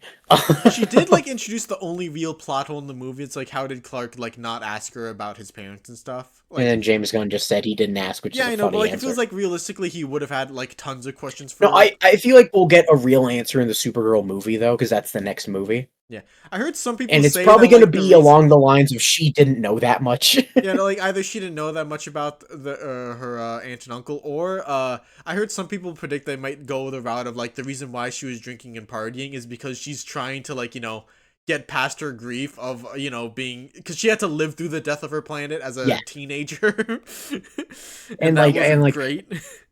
and like she knows, but she would feel really bad telling Clark at this point, so she Yeah. just doesn't. Like I assume we'll get a real answer in the Supergirl movie. Yeah, or like And if we're going like the John Bryce route, like in that or like in a lot of adaptations, like Krypton was just like considered like a not a less than ideal place. Like, oh, our civilization has advanced so much that we barely have to leave our homes, or like the way that like Clark's parents talk to each other, like I forget her name, but Jor-El and his Lar wife or something. Laurel or whatever. Like the way they Laura talk is like L, they something like barely that. met, and that they a computer program told them they were most compatible, and that's why they had a kid. Uh, That's and funny. like even then, like that kind of just fits in a lot of ways. Like the fact that they live on a planet with a red sun implies it used to be yellow at one point. So like in a lot of Superman media, it's like, oh, it was yellow. Everyone had superpowers and it was cool. But then like their civilization is so old and is degraded so much that like now the red sun's there. Oh, Uh, oh, observation we made watching the first Superman movie. We're like, oh, cool. Krypton looks like icy and cold, so that's why what's this fucking base? I forgot. I'm being dumb right now. the Fortress of Solitude. The Fortress of Solitude looks like it, but then Puff, we had a greater point. We're like, wait, it's cold because they have a red sun. Yeah. So that was fun. Um, But basically, Next in a lot of question. versions, it's Oh like no, you can keep going. I Krypton, like forgot. I as a cut you off. planet or like as a civilization, is so old it's past its prime. That's why it's blowing up half the time, and the other half the time, it's just like, what do you mean, Kal-El? The planet's not gonna blow up. Brainiac said it won't, and all we do is rely on Brainiac now because we barely leave our homes and we rely on our technology too much. Nah. Yeah. Um, So like and the now fact that like Superman's parents are just like, oh, they're more like less than ideal people because Krypton was a less than ideal place, like that's perfectly fine. It's not even like that new not that new of an idea for the character. nice.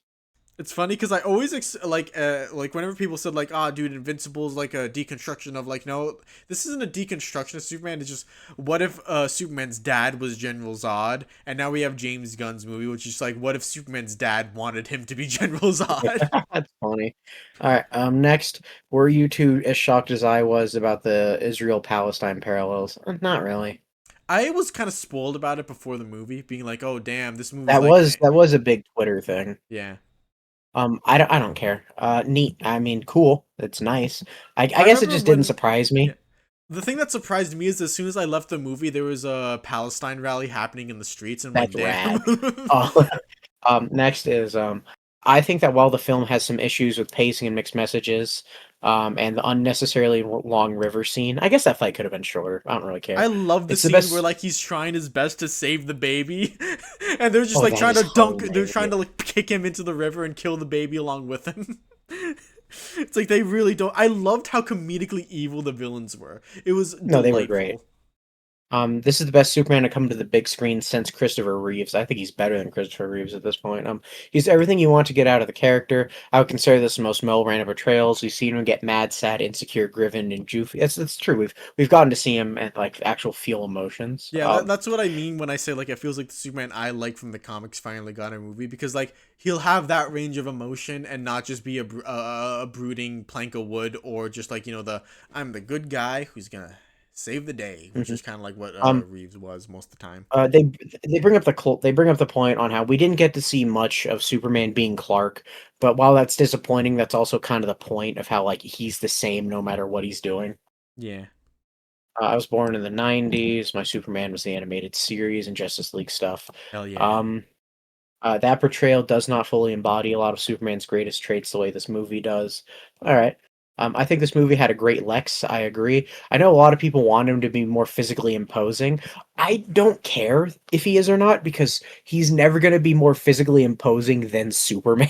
Yeah, I know. Like in a lot of versions, Lex is like a bodybuilder because like Jacked, yeah. like yeah. Which adds to like the envy thing of like Yeah, like what, no matter how like I remember, I much. love the scene in All Star Superman where like he's talking with Clark Kent and being like, "Look at this, Clark. This is real human muscle, not that fake alien crap."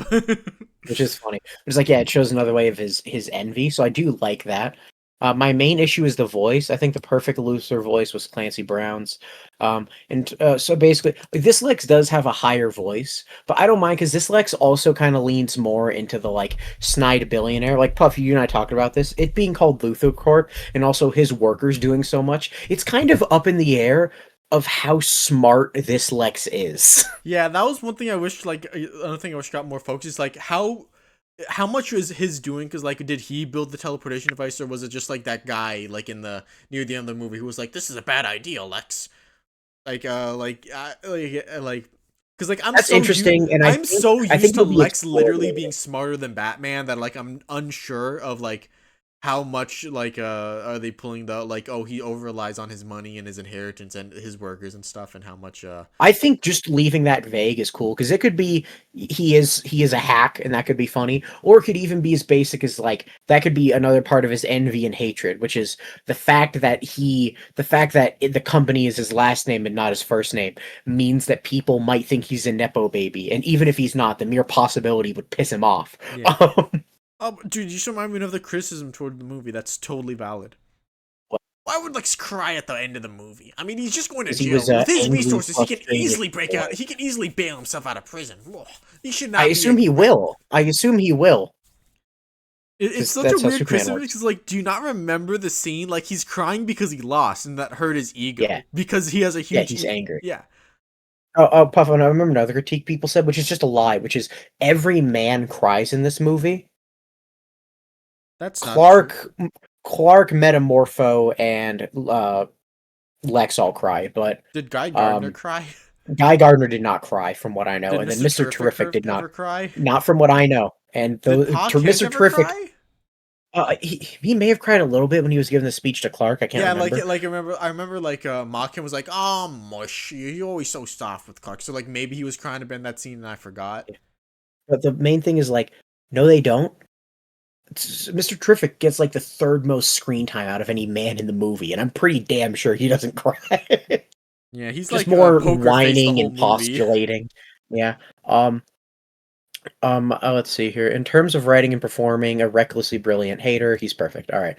Unfortunately, my comic experience with Soup is limited to the excellent All Star Superman, Kingdom Come, and that Batman Superman comic from the 2000s. Neat. Um. Let's see here. Perfect Lois Lane, no notes. Fair enough. All right. I never read any DC comics other than Watchmen, but my opinion is that this is among the best superhero movies. It really gave me Spider-Man 2 vibes. I agree with that in the sense that it feels like a comic book. Yeah, like Everyone has already said it's so another. hopeful and anti-cynical and optimistic, and I just want to say the comic readers always told movie watchers that Superman isn't like the Snyder Supes. He's much more cheery and hopeful and caring and a bit of a Boy Scout. This feels like they really captured that. My favorite thing is him saying "Good gosh, what are Yeah, we yeah, gonna I do?" like that. Oh, he's so corny. I love him. Yeah, It he's reminded me of another thing I like about this movie is that like it really portrayed like the superhero setting as really really busy in two important ways. Like a, there's a lot of like like obviously the cool thing about a superhero setting is that like there's 10 billion power systems. Everyone has their own rules and they're all just getting smashed together in this chaotic fun way. And then two is that there's like a lot of crime happening every day. Like I like the MCU Spider-Man movies, but like it was really really weird when you had Spider-Man in New York City and he can't find any crime, because when you go down that route of there's not enough for superheroes to do, you end up going down the route of should superheroes exist at all? Let's ponder whether or not Spider-Man and Iron Man should really exist. Should they just belong to the god? It's like that's not interesting because you just literally didn't give them enough villains to fight, and now you're pondering whether or not they should exist. yeah. I don't like. I'm not a huge fan of that plot route most of Um, the time. and then they pointed out their thoughts on two of the women in the movie, which is one they think girl fail Supergirl is hot. Good for you. And then they said that Hawk Girl probably we needed more Hawk Girl. She definitely got the least of an arc or like a least exploration out of the three, so that's Yeah, fair. yeah, she's probably like the least developed like character in the movie, probably. Some genius who's definitely not me said, "Forget super woke. They should have made Man of Steel 2 the Iron Owl Armada, in which the owls from Guardians of Ga'Hoole join Henry Cavill, and they all cross poses in front of Darkseid so hard they blow up several countries." um, Oh. The evil Superman trope is extremely overused. It was cool at first, but it seems every parallel universe in DC just has an evil Superman. I can't speak for DC parallel universes, but like the broad idea of an evil Superman is. I think the problem is most of them are kind of boring and feel like they were written by a 14-year-old Yeah, like who that's the decided he thing. liked Batman more than Superman. Yeah, that's the thing. Like like some of them, like I think are cool. Like I talked about like how like Invincible, because it's not, oh, what if Superman were evil, because if you had that much power you'd be evil, because like no, it's what if Superman's dad was General Zod, because Mark's a good guy and his dad's not a good guy. He's saying, don't be a good guy, Mark. Be a cool evil alien like me. And he's like, no, Dad, I won't.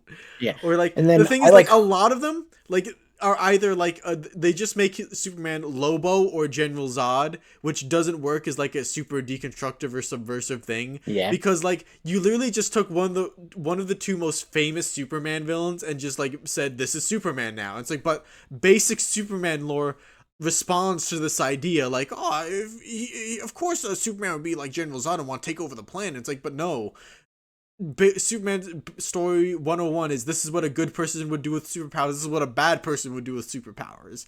Or like Hancock, or oh, if someone had superpowers and tried to be super, they'd fuck up all the time, be irresponsible. And it's like, yeah, that's Lobo. That's Mhm. Lobo. Lobo is as strong as Superman, but he is just a selfish, irresponsible asshole, and he's great. I love him. Yeah. Lobo's so And cool. then the other good evil Superman is Homelander, and that's because he's not an evil version of the Clark Kent character. He's what happens when an evil, corrupt company tries to manufacture what Superman is as like a cultural symbol. And even that's like literally like Lex Luthor trying to clone Superman, which is like, sometimes Bizarro, sometimes Yeah, Superboy, sometimes mechanical, like cyborg Superman or whatever his name is. Like it's yeah, an idea that's in the comics a lot, actually, is people trying to make a Superman clone and trying to have him be like a corporate icon or like a government, like, pawn or whatever the hell. yeah. The point of the boys is just there isn't a real Superman to counter it. Yeah. um, and then someone said, "I've seen Oh, Starman used I as should like say, an like I think there are like there's like one evil Superman I really like, the one from Justice League and Justice League Unlimited, because like nice." obviously like the laziest thing for like parallel Superman turning evil is just you kill Lois and then that makes him go crazy, which just like that makes it seem like he doesn't care about anyone who's not Lois, and like, like just feels like it doesn't fit the character you built up at all. But what I liked about this Superman was the thing that made him turn evil was Lex Luthor became president, because it like kind of like tears at like two of his great beliefs. It's like, A, like, oh, American way and all that. It's like, oh, now Lex decides what the American way is because he's now the president. And then B, his general like hope in the spirit of humanity and the general goodness of people, because the people democratically voted Lex Luthor as leader, and like now he can't trust the general populace anymore to be good people. Like he's lost faith in them because they elected an evil man as president. So it makes sense he'd then want to take stuff into his own hands and stuff and become a benevolent dictator and all that. Like I liked that take on Superman.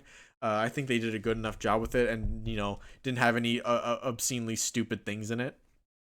And then two, I want to bring up like I think are like the two most successful deconstructions I've seen of Superman. Uh A is Metro Man from from Megamind, because it literally just asks the question of what if the greatest superhero on the planet wanted to retire? Because like most of the time, like the only way Clark would want to retire in most versions of the character is if either he physically can't do the job anymore, or if he like fails and morally fails in some way that like he's like lost the right to be Superman. Like in one version, like he takes a life, and it was a literally like evil wizard man who was gonna destroy the whole universe, and he felt there was no other way to solve the problem. But he said like, no, I still killed someone, I can't be Superman anymore. So he like takes a piece of gold kryptonite, relinquishes his powers, and like gives it up. Nice. So like this is just like Metro and be like, but what if I just like felt like I did enough and I just want to retire? Like, that's a realistic question for like a realistic person to ask. And like me, like my definition of a good deconstruction is either you bring up tropes and why they were made or like used or whatever, or you just put a trope under a very hyper realistic lens and be like, well, what if this, like, what would a real person really feel about this? And like I think retirement is a real concern that usually Superman tries to skirt around with, like, his great moral standards and all that. Nice. And then two, oh shit, I forgot the second one. I went on too long about Metro Man. Anyway, Oh, right, someone right. Number said, two, the guy from Irredeemable, because it's really like, what if a man had super senses and could literally hear like every word being spoken about him at all times, and that just kind of like made him really sad and low, and or like the realistic way Superman is like isolated from other people, like he can't like actually have like sex with anyone or like get too physically intimate, because if he gets too excited he's afraid to use too much strength and accidentally kill someone, so like he can't do that, and he feels like isolated in other ways like that, which I thought like Yodine was a pretty good exploration of that and was pretty cool. Puff, we're having a problem. We're going on too long. We're not gonna have Okay, time to watch our movie after this. okay, let's finish up then. Okay. What were the comments Okay. Yeah. left? We'll speed run ones. I'll go quick. Let's see here. I have so many thoughts about Superman. Do you think Superman's villains are interesting? Puff, insert your tier list. Here's my tier list. I think sometimes they're really cool. The reasons why I think Zod and Luthor are at the top is like because like Luthor is like great in most incarnations and is like a man with like who is human but is like kind of also pretending to be a human and a nice guy, and that's a great parallel and all that. And then like Zod, because it's just like that's how you get Kryptonian lore and all that into the story, so it's just a great route to go most of the time. Like generally, like I don't think he has the strongest rogues gallery, but like he has some really good ones and ones I like that, or ones I think tend to be good. It's just like the worst ones is just like, oh no, it's a strong guy that Superman has to fight because he's a strong guy and only Superman can fight the really strong guy. And then Or like next then you have like Unite. mid tiers like Parasite, where just like, all right, We're trying to go fast. At least that's like an interesting. It's like an interesting counter to Superman that he has to use his brain to work around a bit. So it's like, all right, that's fine, that's pretty cool. So anyway, next one. Next is someone pointed out that Superman's backstory might be great replacement-y. I would say maybe, but also I feel like most people who worry about great replacement view immigrants as like stupid, dumb brown people who are going to overpopulate us by just fucking too much. Or Superman is more like a what if there was a white supremacist that hated our white supremacists. So I feel like while that's a fair criticism, I don't think the conflation's too serious. Yeah, also I feel like within the context of the movie, like the message is only used for fear mongering by Lex to make people distrust Superman, and then we as viewers are like, well, he would never do that, he's Superman, we know him, he'd never do that. And like of course he would never do that. Then let's see here. I'm going fast. Someone pointed out that the movie is rewarding to rewatch. I hope to God that's true, because I will rewatch it eventually. Yeah. Let's see here. It is a lot funnier when I remember that that's a clone of Superman doing menial shit for Lex, like turning off lights on and off. The ideal Superman body type would be like a circus strongman. I agree completely. That would have been peak. The thing is, I feel like there's a bit of a struggle there if we're talking about live action, because like for two reasons. Like it's kind of harder to make a good Clark Kent live action if you have a strongman body type. Yeah, literally, they're too big. And then two is that like a lot of Superman's villains, like to like are made like to be like bigger and beefier than like like Darkseid or Mongrel or like Lobo or whatever. So like if you already have the biggest, coolest strongman type build, it's kind of harder to find an even bigger, cooler strongman type build to like like counter him, or like to look bigger and more intimidating than him. So it's like I feel like okay, I agree with you, but also like there's like just a lot of hurdles to get that in a live action movie and make it work really well, I think. And then I think we covered most of the other comments. All right, we're done. What about the one that's asked us for like our dream director superhero? Oh, I forgot about. Oh, it was just director superhero. I don't know. I like Edgar Wright, but he already made the best comic book movie with Scott Pilgrim. So I have my one, which is I want Jordan Peele to make a Spawn movie. That sounds rad.